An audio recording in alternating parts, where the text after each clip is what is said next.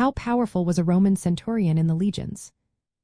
Imagine standing in the middle of a Roman battlefield, surrounded by thousands of soldiers, and knowing that one man is responsible for leading a group of about 80 to 100 men.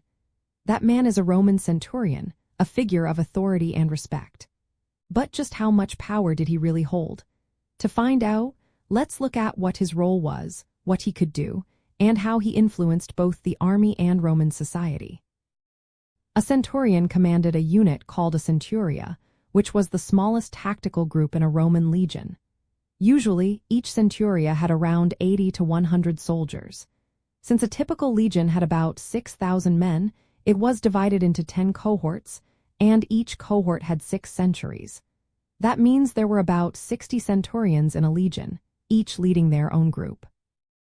Most centurions earned their position through experience, bravery, and leadership, not because they were born into aristocracy. They started as regular soldiers and worked their way up. This background made them credible leaders because they knew what it was like to fight and serve. They weren't just figureheads. They were seasoned fighters who understood the realities of battle. Their power went far beyond just leading in combat. They were responsible for training their men, maintaining discipline, and managing daily camp life. They enforced strict rules and could punish soldiers physically if needed. They also recommended soldiers for awards or promotions, rewarding good work and correcting bad behavior. Their authority was well known, and soldiers respected their judgment. Within the army hierarchy, centurions were in the middle. Above them were the legion's top officers, like the legion commander and the senior tribune.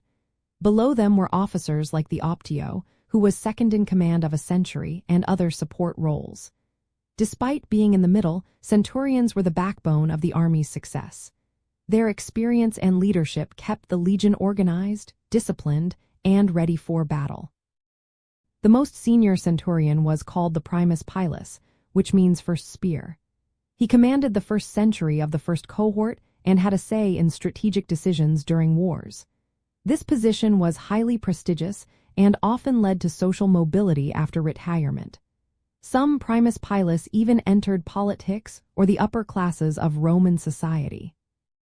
Other senior centurions, called pilus prior, led their cohorts in battle and often handled independent missions like garrison duties or diplomacy. They were trusted with significant responsibilities, showing how much power and respect they commanded. From a broader perspective, the Roman centurion symbolizes the empire's focus on discipline, merit, and organization. Their ability to translate orders into action was key to the army's success. They maintained order, trained soldiers, and led in combat, making them essential to the Roman military machine. Their influence extended beyond the battlefield, as successful centurions could gain social status and recognition in Roman society. In practical terms, a centurion's power was both official and personal. He could command, punish, and reward soldiers. But his real strength came from his experience, the respect of his men, and his role as a link between the common soldier and the higher command. This combination made him a vital figure in the Roman army, shaping the success of campaigns and the stability of the legions across the vast empire.